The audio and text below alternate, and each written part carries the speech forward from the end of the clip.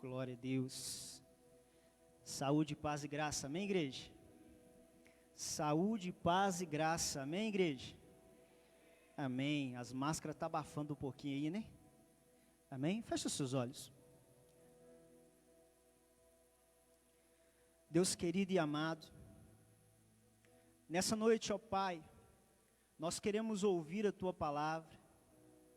Queremos, ó Deus, um pouco mais do Teu entendimento, da graça do Senhor sobre as nossas vidas. Pai, me usa como instrumento aqui nessa noite. Espírito Santo, fala ao coração de cada um.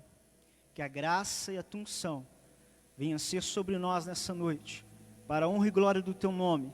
Em nome de Jesus. Amém. Amém? Aplauda o Senhor nessa noite com bastante alegria. Você acabou de louvar, você acabou de adorar. Exalte a Ele, engrandeça o nome dEle, no nome de Jesus. Ainda de pé, abra sua Bíblia, no Evangelho de João, capítulo 18. João, capítulo 18. Glórias a Deus. Diga glória a Deus. Diga aleluias. Aleluias. Quem achou, diga amém. Amém. Tendo Jesus dito isso, saiu com seus discípulos para além do ribeiro de Cedron, onde havia um horto, no qual ele entrou com seus discípulos. E Judas, que o traía, também conhecia aquele lugar, porque Jesus muitas vezes se ajuntava ali com seus discípulos. Tendo, pois, Judas recebido à corte e os oficiais dos principais sacerdotes e fariseus, veio para ali com lanternas e achortes e armas. Verso 4.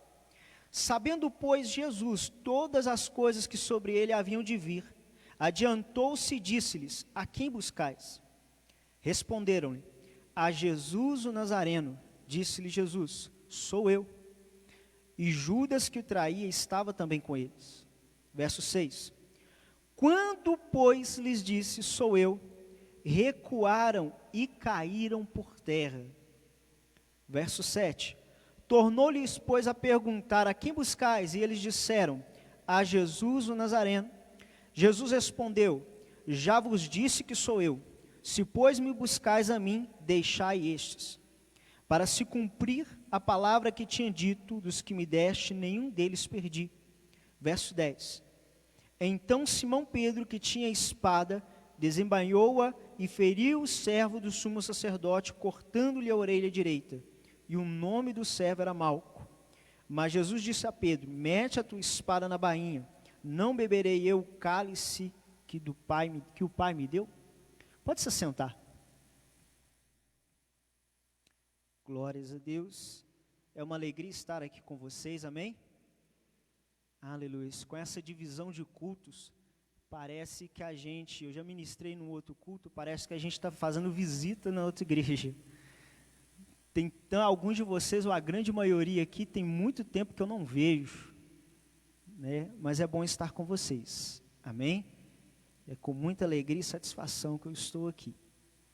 Mas a palavra de Deus, ela nos diz claramente, nessa passagem, onde Jesus ele foi preso. Jesus, ele estava no Getsêmani nesse momento, juntamente com seus discípulos. A palavra de Deus diz que eles não estavam na cidade, eles não estavam em casa dormindo, eles não estavam em casa passeando, na rua passeando, eles estavam no monte. Eles estavam aonde? No monte. Irmãos, os discípulos de Jesus andaram com Jesus, com Cristo, por cerca de 3 anos. 3 anos aprendendo a orar. 3 anos aprendendo e conhecendo a palavra de Deus.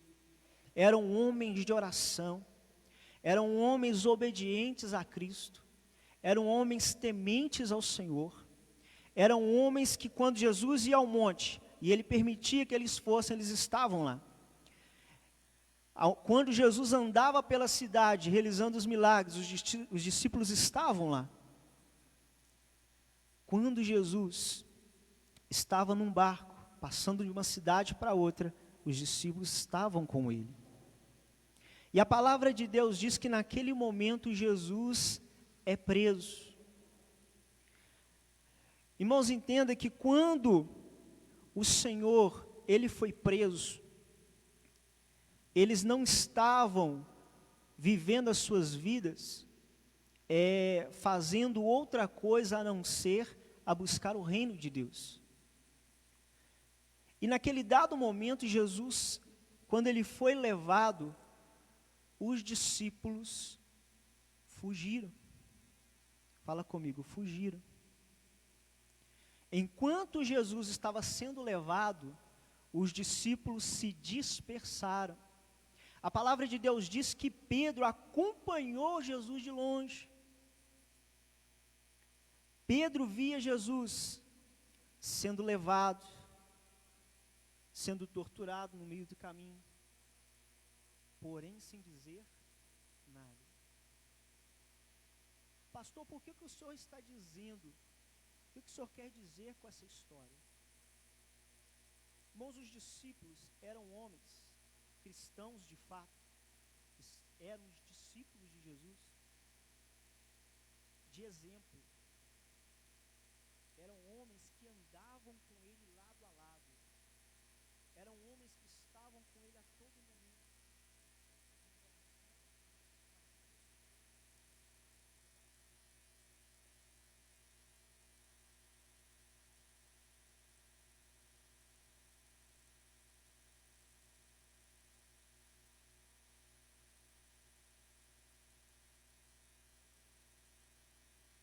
Eu quero começar a ministração dessa noite falando de 3 pilares que eu e você precisamos ter. Todo cristão, ele precisa desses pilares, ou desse pilar formado por essas 3 coisas. Repita comigo: oração, jejum e palavra. Oração, jejum e palavra. Oração, jejum e palavra. Irmãos, os discípulos tinham esses 3 pilares, tinham essa estrutura na vida deles. Eu e você, como cristãos, sem essa base, sem essa estrutura, nós não permanecemos, nós não ficamos firmes. Os discípulos, eles oravam, porque aonde Jesus ia, os discípulos estavam juntos. Jesus os ensinou a orar e eles aprenderam a não somente a falar com o Pai, como também orar e expulsar demônios, curar enfermos, assim como Jesus fazia. Jesus os ensinou a fazer isso. Esses homens que estavam com Jesus, eles conheciam a palavra de Deus. Eles não somente conheciam a palavra de Deus, como andavam com a palavra de Deus, que era o próprio Cristo, o Verbo vivo.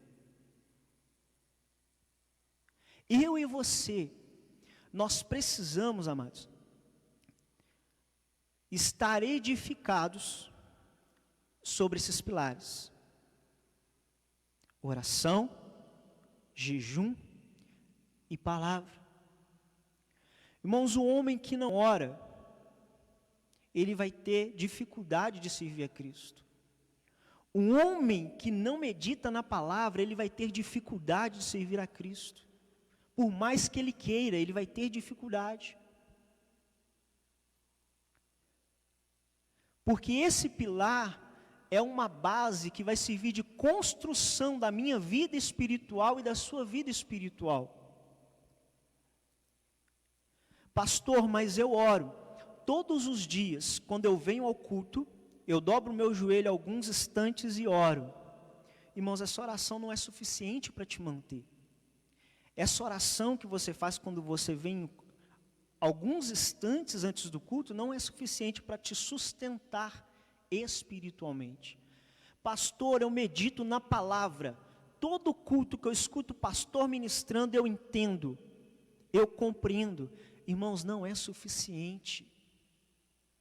Os discípulos, eles acompanhavam Jesus, eles ouviam a Jesus, eles oravam junto com Jesus, mas também tinham seus momentos de oração.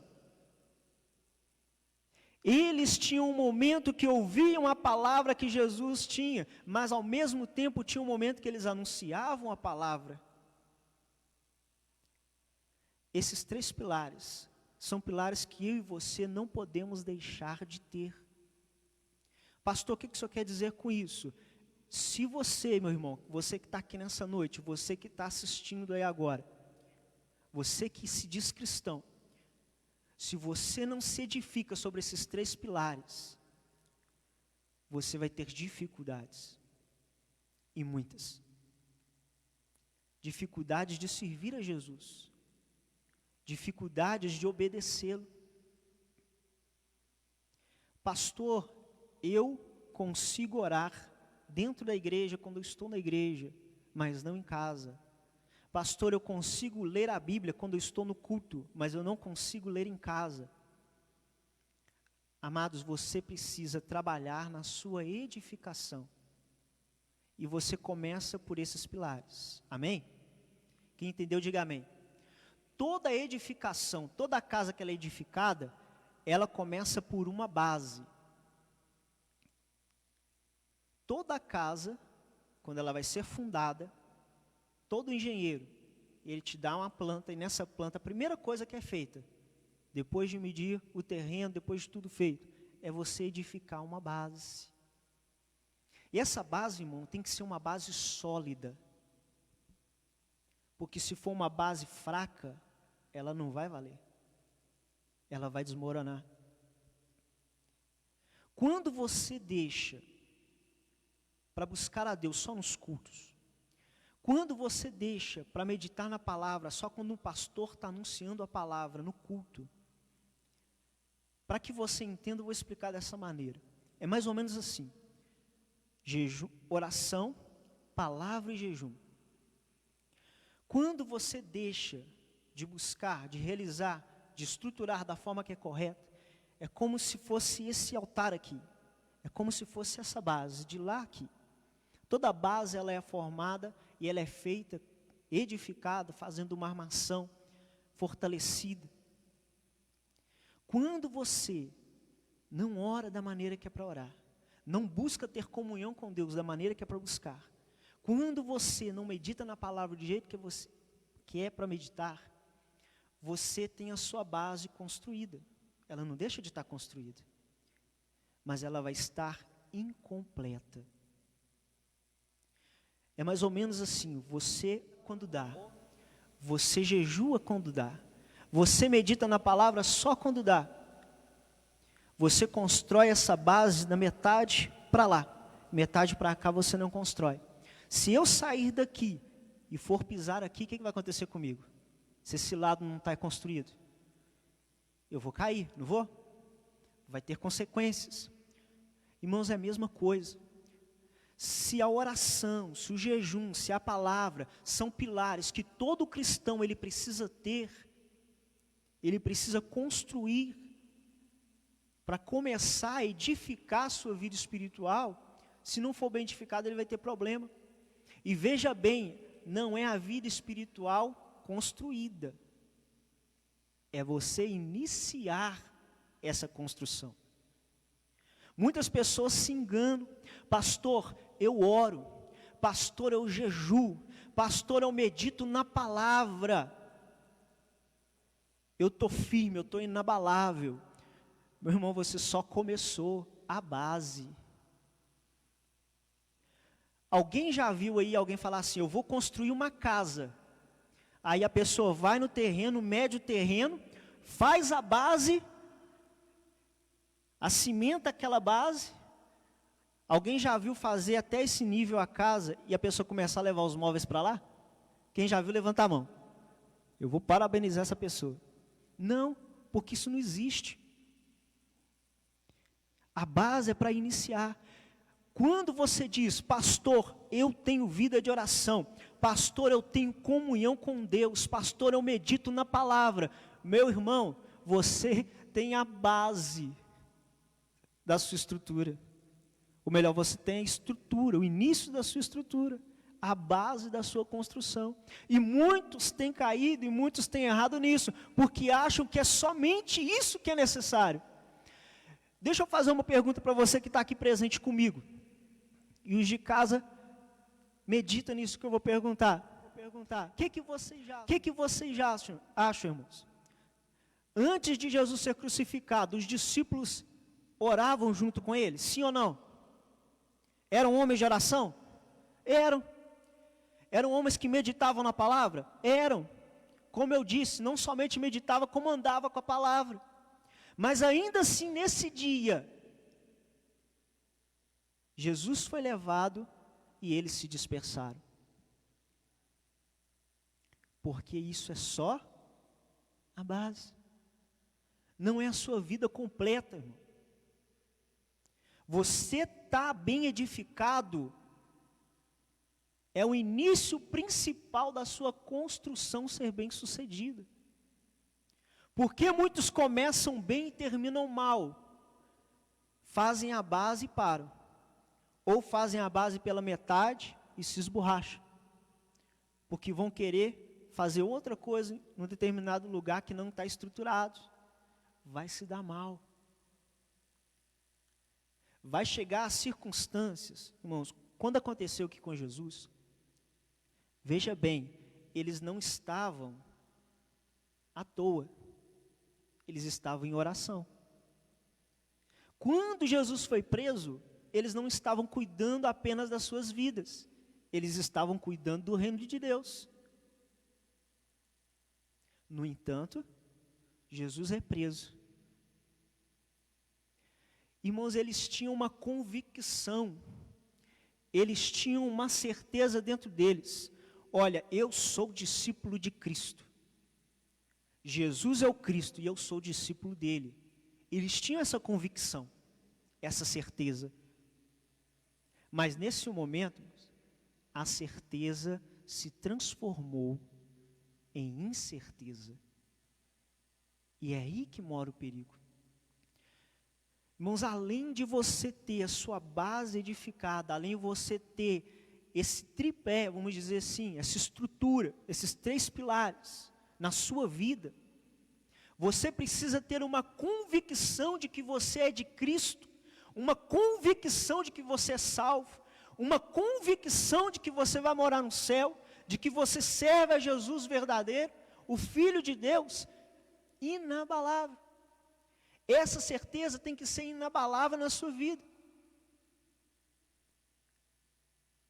Pastor, quando essa certeza se torna inabalável? Ou melhor, quando essa certeza se torna abalável? Quando o medo toma o seu coração. Irmãos, os discípulos antes da crucificação, antes de Jesus ser preso, melhor dizendo, tinham toda a convicção e toda a certeza. Naquele momento eles duvidaram. Naquele momento houve uma certa dúvida, um certo medo, e eles fugiram.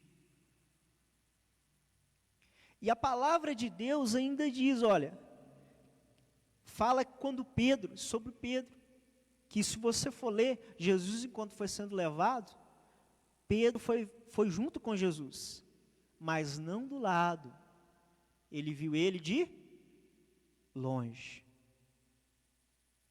Estava olhando de longe. Chegou um dado momento, irmãos, que 3 pessoas interrogaram a Pedro. Falaram, você é discípulo dele? Pedro falou, não, eu não sou. Uma outra pessoa chegou nele, você é discípulo de Cristo, porque você se veste como ele, anda como ele, fala como ele. Não, eu não sou. E uma terceira vez, como todos sabem, Jesus já tinha previsto isso e dito isso para Pedro. Lá em João 13:16, se não me engano, fala sobre isso. Se eu não estiver enganado, 13:14, fala sobre isso. Se você quiser ler depois em casa, você lê. Irmãos, um homem que tinha convicção, um homem de oração, um homem que buscava a Deus, um homem que tinha convicção que servia a Cristo, estava negando ele naquele momento. Pastor, o que o senhor está querendo dizer com isso? Justamente o que eu já disse. Oração, jejum e palavra são pilares, é o início da sua edificação, não é a sua vida espiritual completa, meu irmão.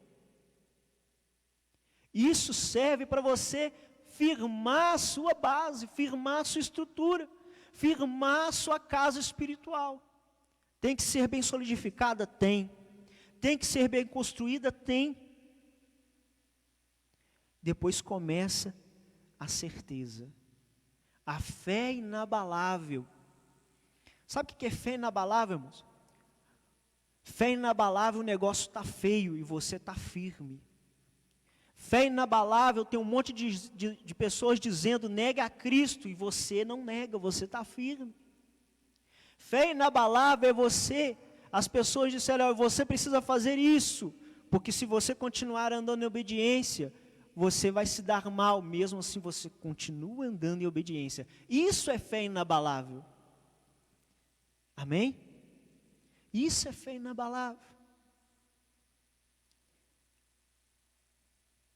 Olha o que diz lá em Mateus 28, 18. Abra a sua Bíblia lá. Mateus 28, 18.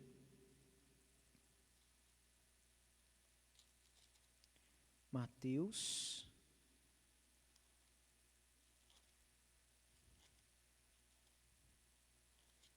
28, 18. A Bíblia diz o seguinte, a partir do verso 16. E os 11 discípulos partiram para a Galiléia, para o monte que Jesus lhes tinha designado. E quando viram, o adoraram, mas alguns duvidaram. Alguns o quê? Fala comigo, duvidaram. Fala comigo, duvidaram. Irmãos, a certeza inabalável não tem dúvida. Uma fé inabalável não tem dúvida. Se tem dúvida, não é fé inabalável. Se tem dúvida, não é certeza. Não é certeza. Quem está entendendo, diga amém.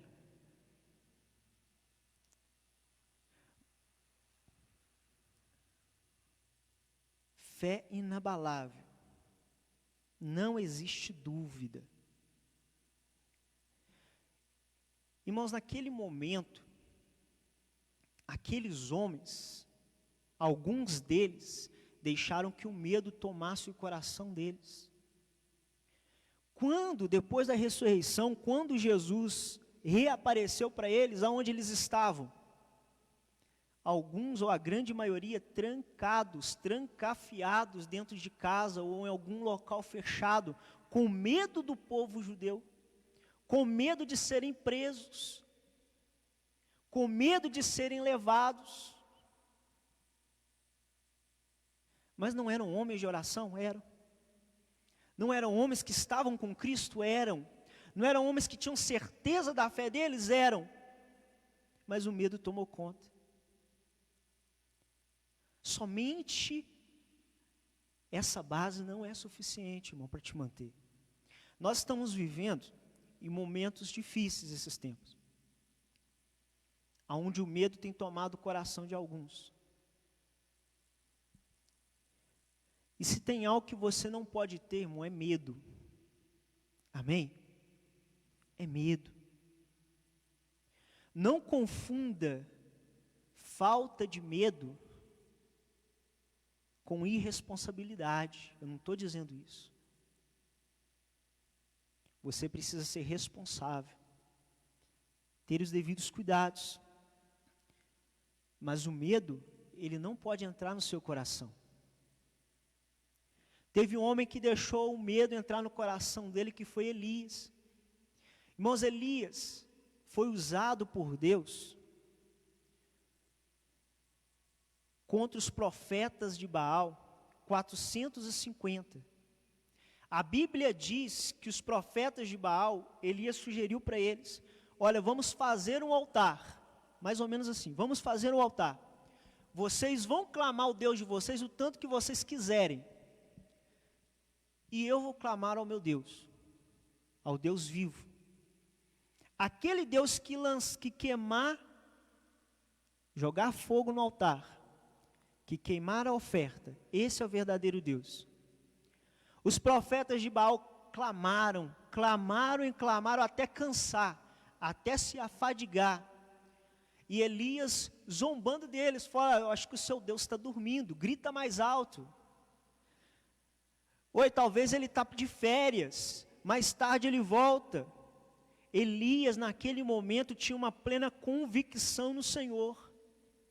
Elias, naquele momento, ele estava convicto que estava servindo ao Deus vivo e que ele estava com ele. Amém?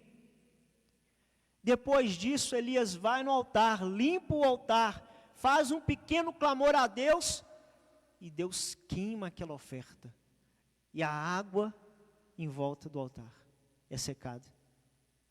Em contrapartida, depois disso, Jezabel fica sabendo disso e manda matar Elias. Nesse momento, o medo toma conta de Elias. Irmãos, você não pode deixar o medo tomar conta de você. Quando você deixa o medo tomar conta de você, você age como um covarde. A Bíblia diz que um homem, que há momentos atrás tinha desafiado os profetas de Baal, e Deus mostrou para ele que era Deus na vida dele, e ele estava servindo Deus verdadeiro. Se você ler para frente, que eu não tenho tempo para explicar, a Bíblia diz que ele fugiu de Jezabel, porque estava com medo de ser morto.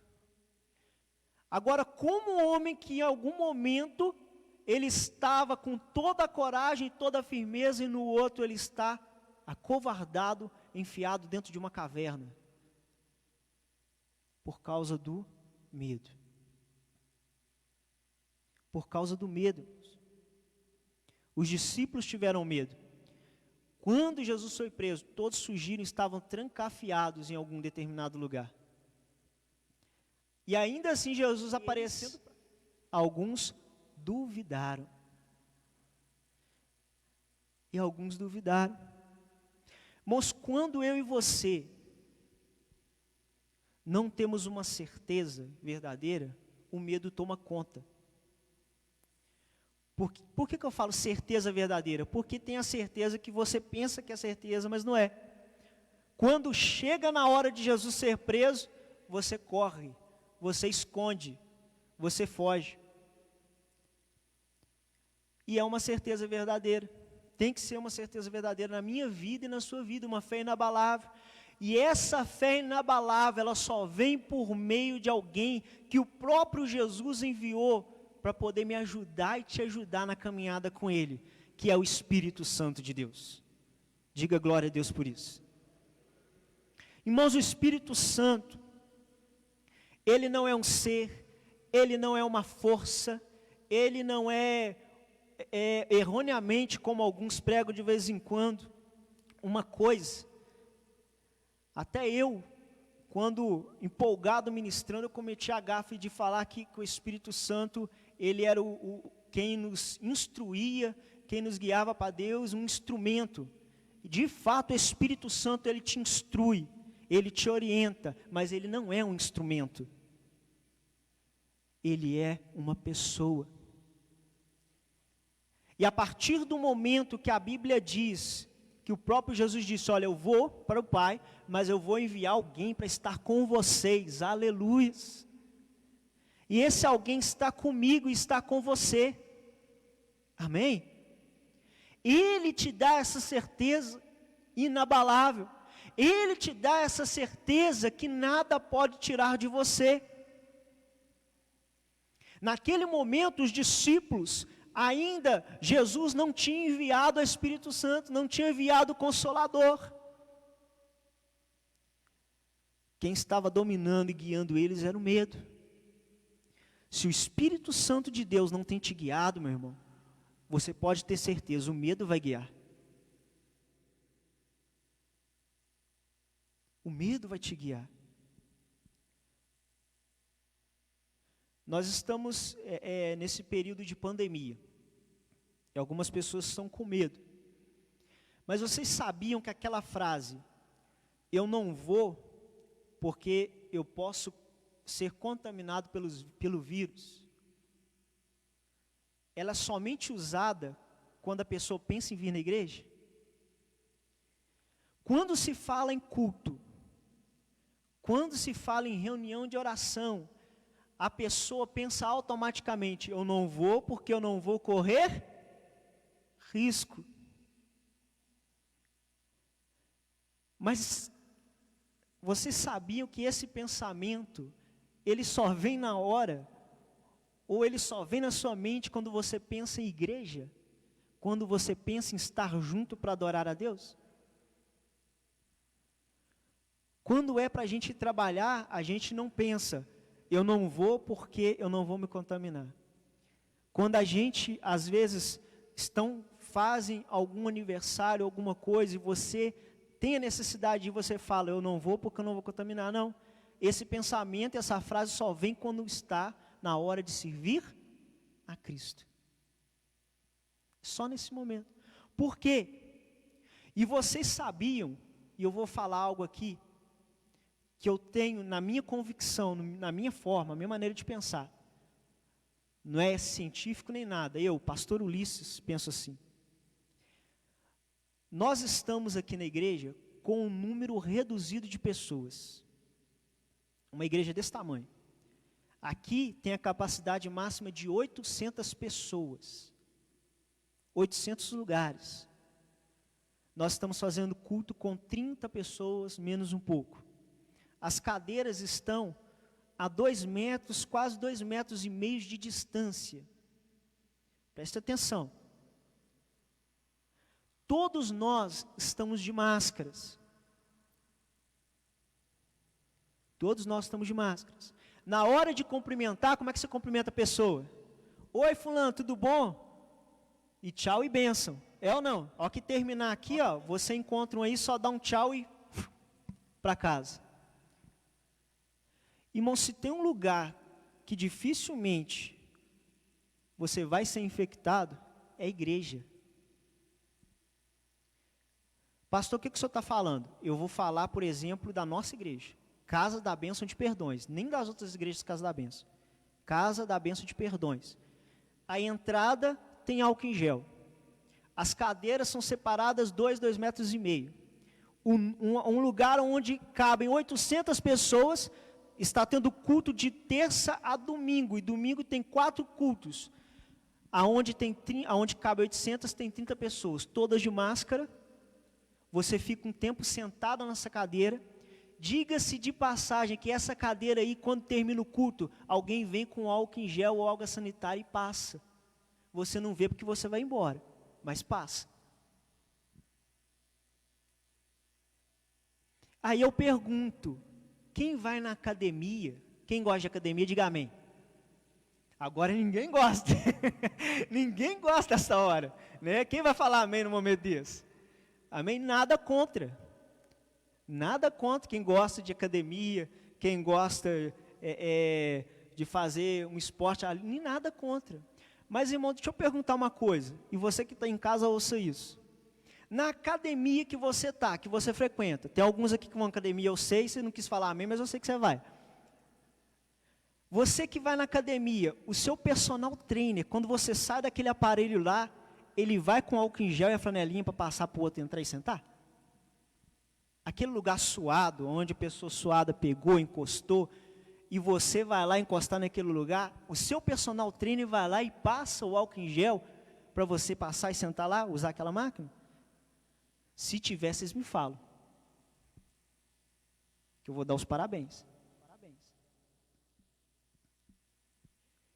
Quando você vai no supermercado, aí a pessoa pensa assim, eu não vou na igreja porque eu corro risco.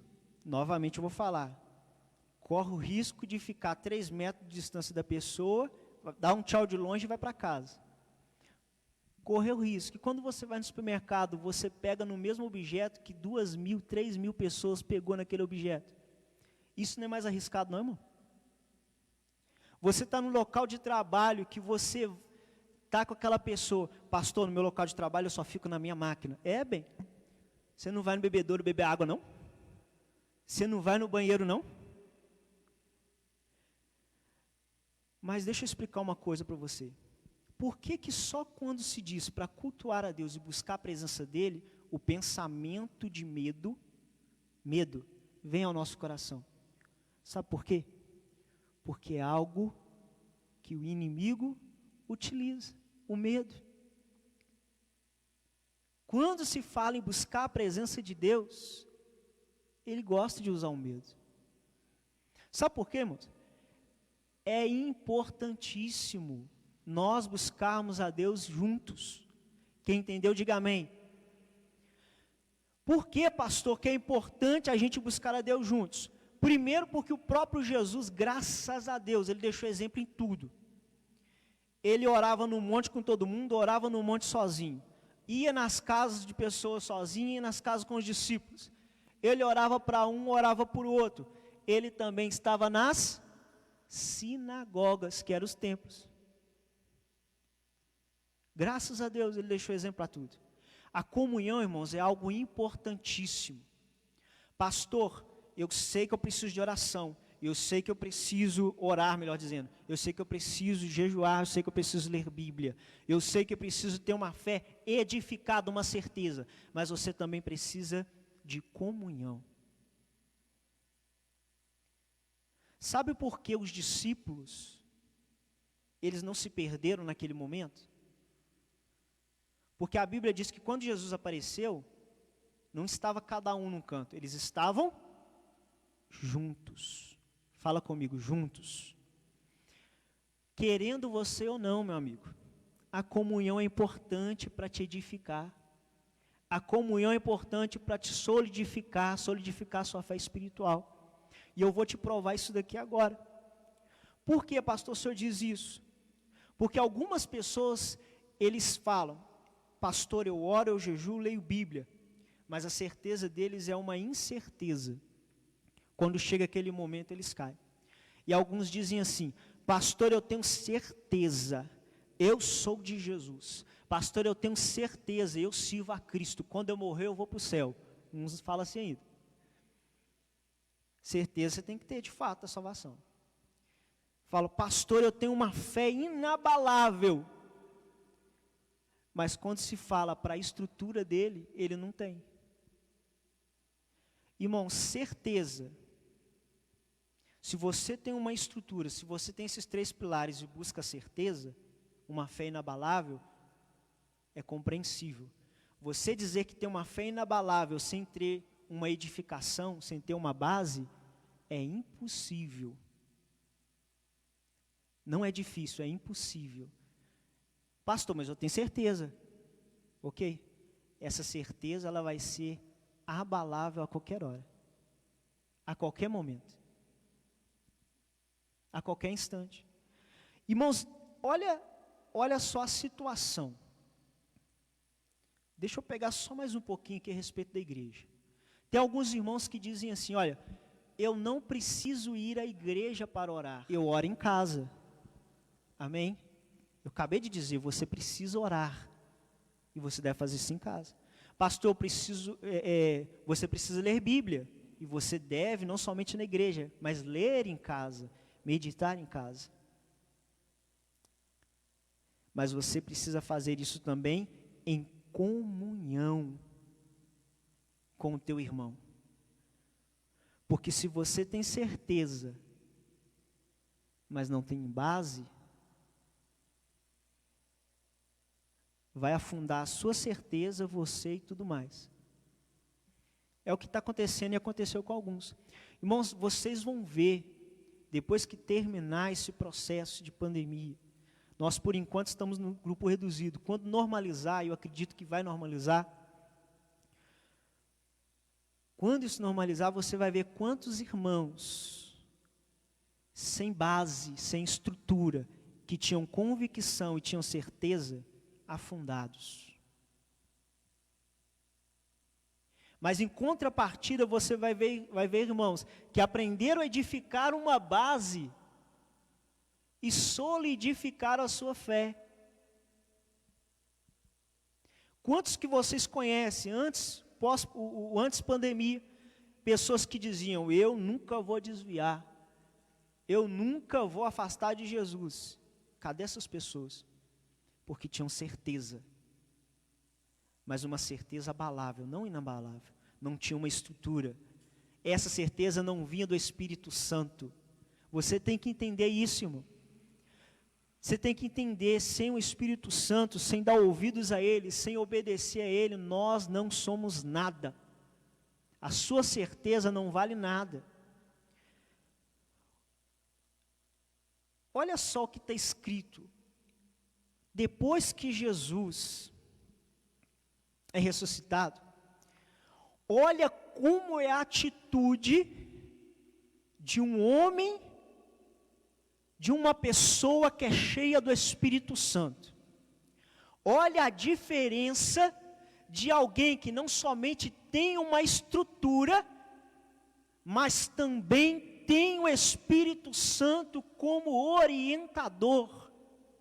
Olha a diferença. Abra a sua Bíblia lá em Atos. Vá lá em Atos.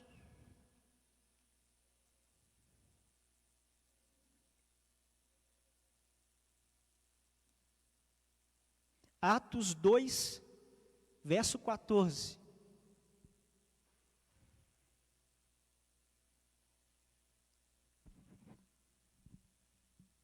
Atos 2, verso 14.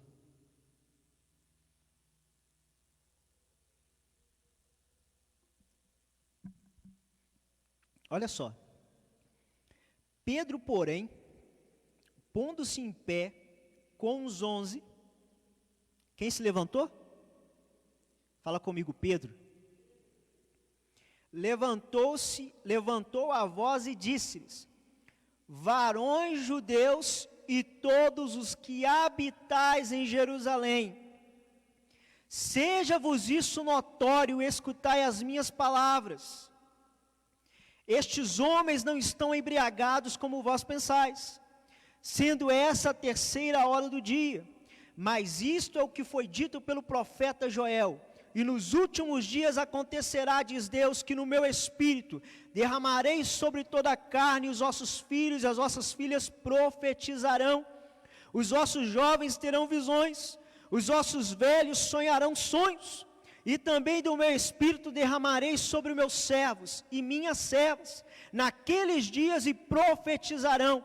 E farei aparecer prodígio em cima no céu e sinais embaixo na terra, sangue, fogo e vapor e fumaça. O sol se converterá em trevas e a lua em sangue, antes de chegar o dia glorioso, o dia do Senhor. E acontecerá que todo aquele que invocar o nome do Senhor será salvo. Olha o verso 22. Varões israelitas, escutai estas palavras. A Jesus Nazareno, varão aprovado por Deus, entre vós com maravilhas, prodígios e sinais, que Deus por eles no meio de vós fez, como vós mesmos bem sabeis.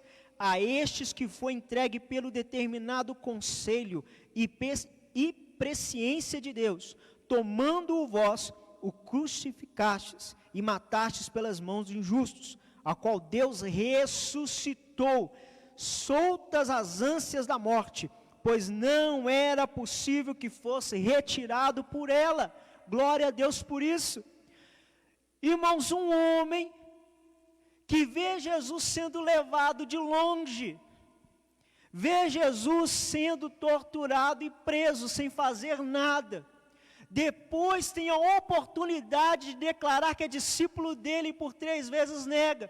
Agora depois, cheio do Espírito Santo, não para 1, não para 2, não para 3, ele declara para os judeus e para o povo de Israel, para gregos e para todos os que estavam naquele lugar: oi, aquele homem que vocês crucificaram é Jesus o Cristo. Glória a Deus. Não somente isso, ele ainda fala de uma forma, de outra maneira, mas ele diz: e eu sou discípulo dele. Traduzindo, eu ando como ele, eu falo como ele, eu andei com ele e vou continuar andando com ele. Irmãos, essa é a minha postura, essa é a sua postura, como homem e você como mulher, cheia do Espírito Santo. Diga glória a Deus. Quem está me entendendo, diga amém.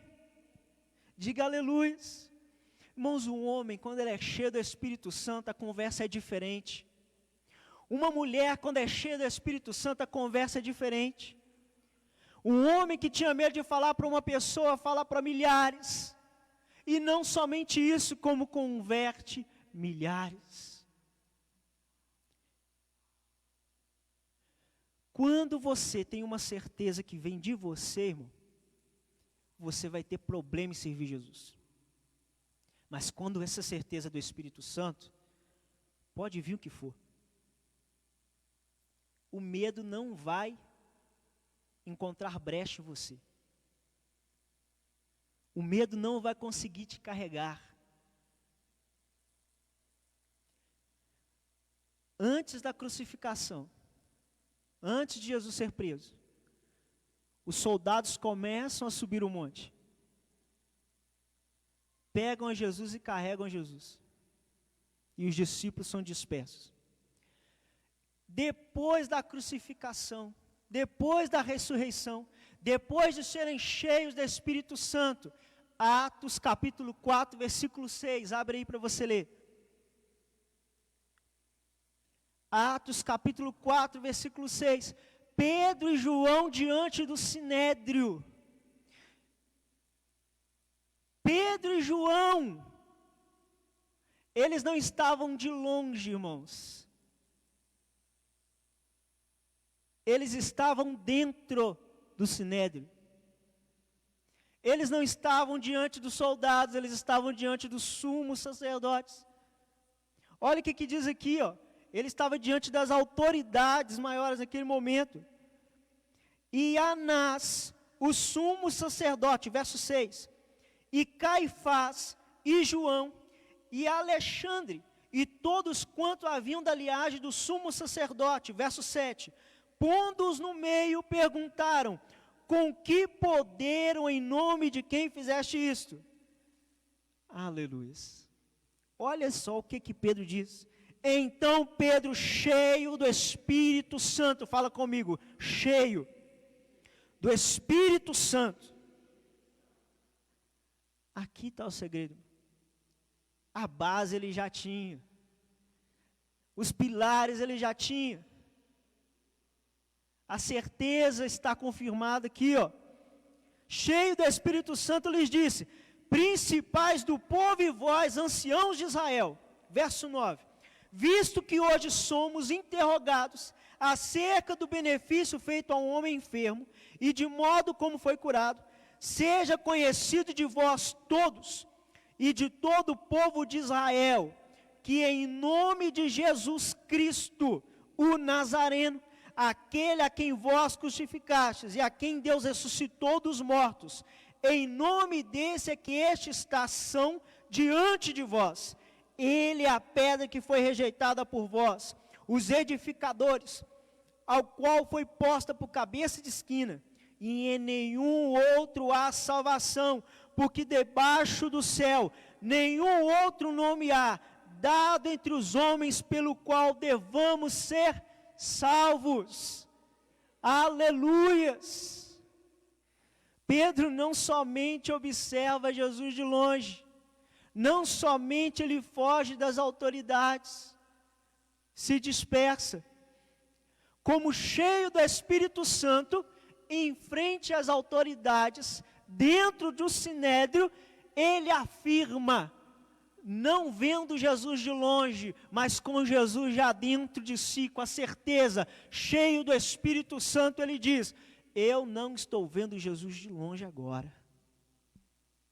Este Jesus que vocês levou, matou, torturou, crucificou, esse Jesus ressuscitou, esse Jesus, ele fez algo que nenhum outro homem fez para a nação, para o povo judeu. Esse homem é um homem a qual em nenhum outro há salvação. Aleluia. Pedro declara isso. e declara isso. Uma certeza inabalável. Sabe o que Pedro estava afirmando aqui nesse momento, ele e João? É mais ou menos assim, olha, agora eu posso ser torturado, mas eu sou de Jesus. Eu posso ser preso, mas nada vai abalar a minha fé. Eu posso ser crucificado, eu não vou ver Jesus sendo crucificado, eu posso ser crucificado como ele foi.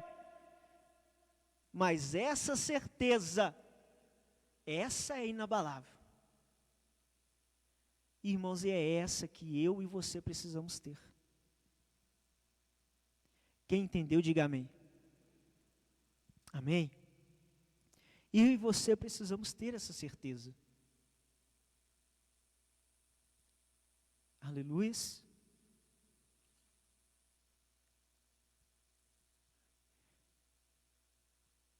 Muitos se apegam ao tradicionalismo. E você tem que esquecer isso. A época que oração, jejum e palavra era suficiente, isso é quando você tinha falta de conhecimento. E se você não sabia, você vai passar a saber agora, você já sabe.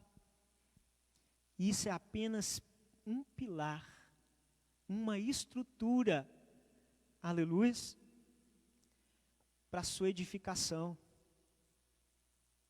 Quando você diz, eu posso, quando um irmão, uma irmã diz, eu posso buscar a Deus em casa, eu não preciso ir no templo, é mais ou menos assim, você constrói uma casa e você vai deixar de colocar a janela nela.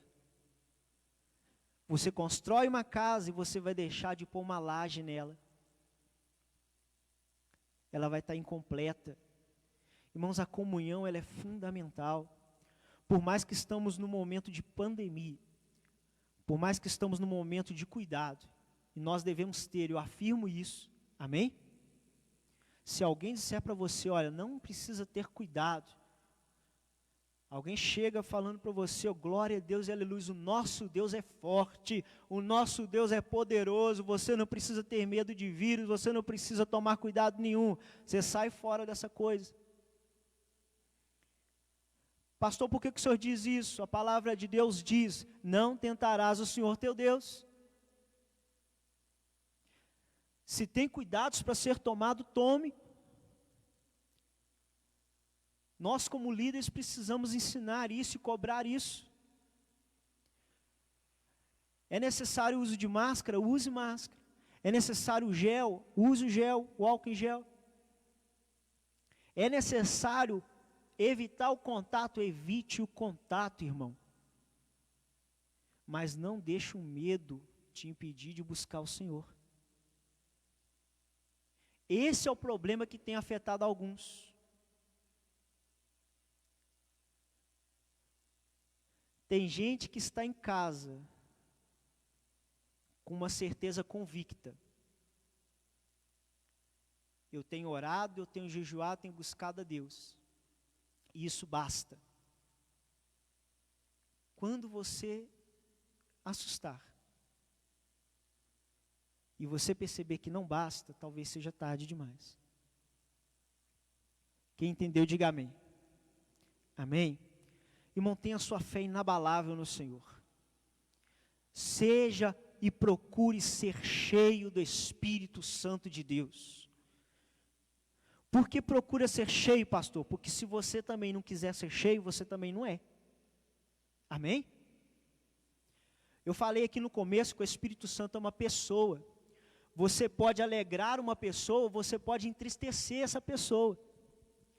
Cabe a você alegrar o Espírito Santo e cabe a mim e a você nos encher da glória dele. Ouvir a voz dele. Atender a voz dele. Cabe a nós. Então seja cheio do Espírito Santo. Cheio da palavra, cheio do poder. Irmão, pode vir o que for, nada vai te abalar. Nos últimos tempos, Jesus disse que haveriam rumores de guerra, peste, praga, nação contra nação, reino contra reino. Isso não é nenhuma novidade para a gente que conhece a Bíblia. Para você que conhece a palavra de Deus, não é nenhuma novidade. Por que eu disse aqui que esse momento de pandemia ele vai passar? Ele vai passar porque o Senhor disse, olha, haverá momentos de peste, haverá momentos de rumores, guerra, de nação contra nação. Irmão, essa pandemia vai passar. Amém? Ela vai passar. Pastor, glória a Deus, então ela vai passar, então vai acabar. Não. Pelo contrário, meu amigo. O próprio Pedro, diante do Sinédrio, olha, nenhum outro há salvação, a não ser por ele. E Jesus, ele deixou bem claro, eu vou preparar morada, eu vou voltar, e eu vou levar a igreja. Então, se prepara, porque ninguém sabe o dia e nem a hora. Mas, assim como um parto, um trabalho de parto, uma mulher grávida, ela não sabe exatamente o dia e a hora, no natural não. Um parto normal não. Ela não sabe exatamente aquele momento, aquela hora, assim vai ser a vinda. Por quê? Ela vai começar a sentir as dores de parto, a grávida. Quando a mulher começa a sentir dor de parto, significa o quê? O que significa? Que está chegando. Beleza. Quem aqui é mãe? Levanta a mão. Isso. Quando as dores de parto estão chegando, ela vai aumentando ou ela vai diminuindo antes da criança sair? Hã? Ela vai diminuindo, né? Ela vai diminuindo. Irmão, Jesus está voltando. O que vocês acham que vai acontecer daqui para frente, irmãos?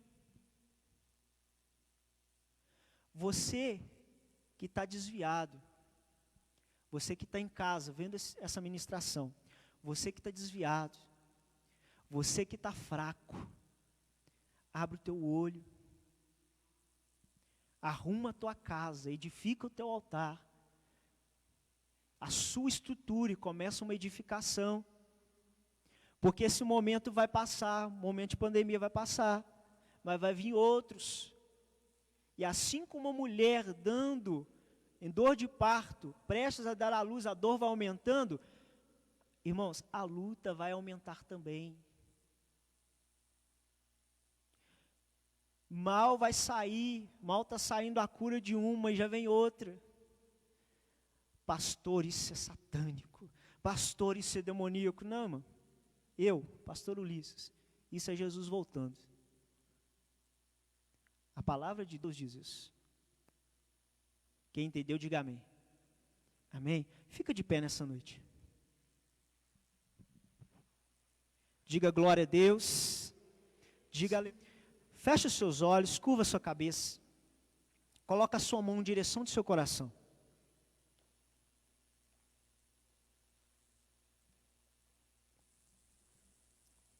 Pessoal do louvor, por favor. Isso, fica de pé. Coloca a sua mão em direção do seu coração.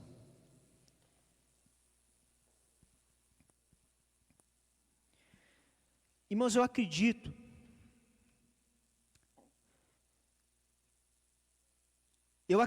que o Senhor, Ele ministrou no seu coração nessa noite. Eu não sei o que, eu não sei a que nível, eu não sei como, mas eu sei que Ele ministrou no seu coração nessa noite. Nessa noite, irmãos, eu podia falar para você, orar por qualquer coisa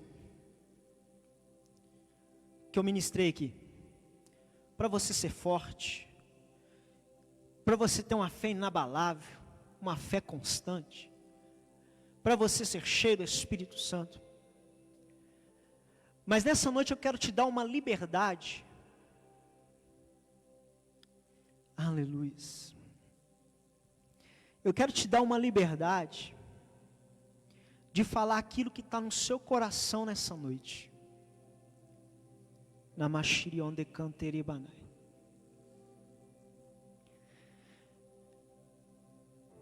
Aquilo que está no seu coração, que você sabe, Deus, eu preciso declarar isso. O louvor vai tocar, e eu não quero que ninguém cante junto com o louvor. Alguns têm uma mania, quando o louvor começa a tocar e cantar, vocês cantam juntos. Eu não quero que vocês cantem quando ele estiver cantando. Eu quero que vocês orem. E vocês vão orar justamente isso aí. Isso que está no seu coração.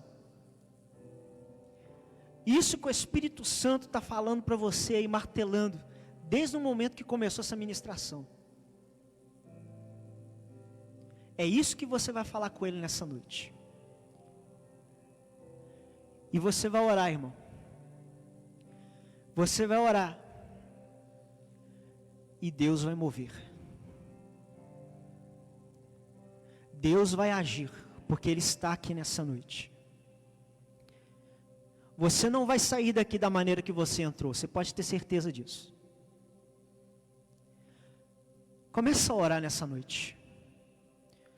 Comece a clamar nessa noite em nome de Jesus.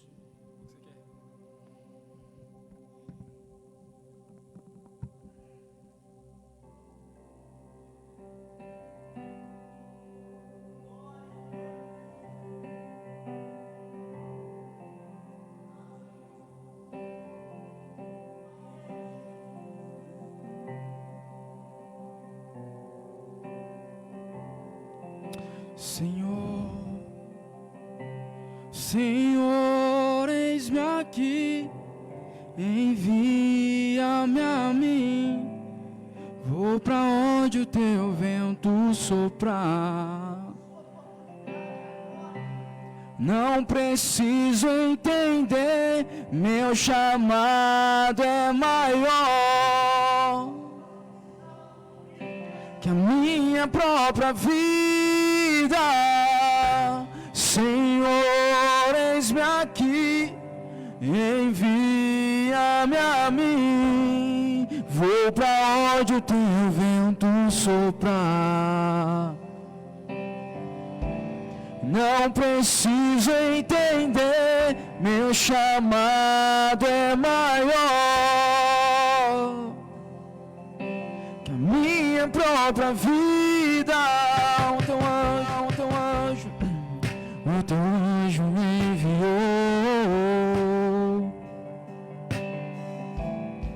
uma visão que mudaria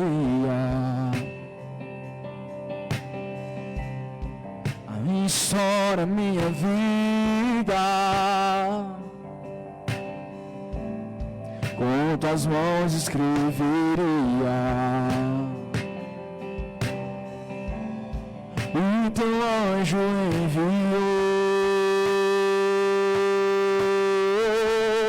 com as brasas do altar me domou, e o pecado com teu sangue perdoou,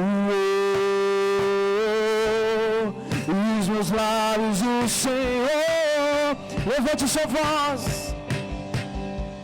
Senhor, eis-me aqui, envia-me a mim, vou pra onde o teu vento soprar.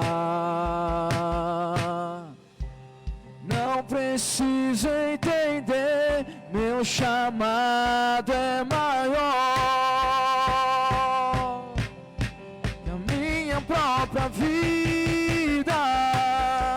Senhor, eis-me aqui, envia-me a mim, vou pra onde o teu vento soprar.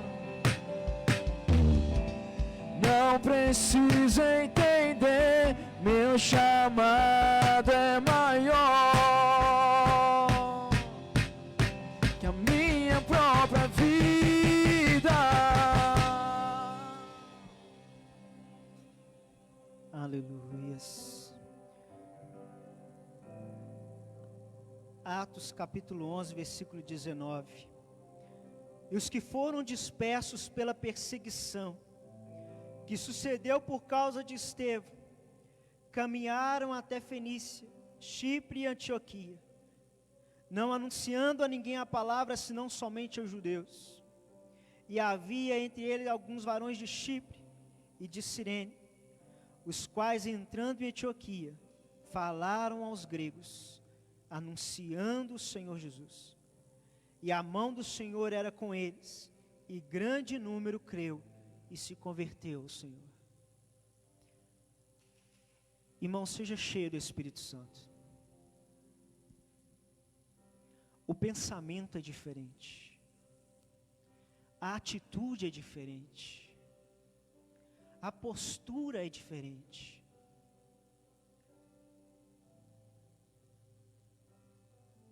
Glória a Deus. Aplauda ao Senhor nessa noite.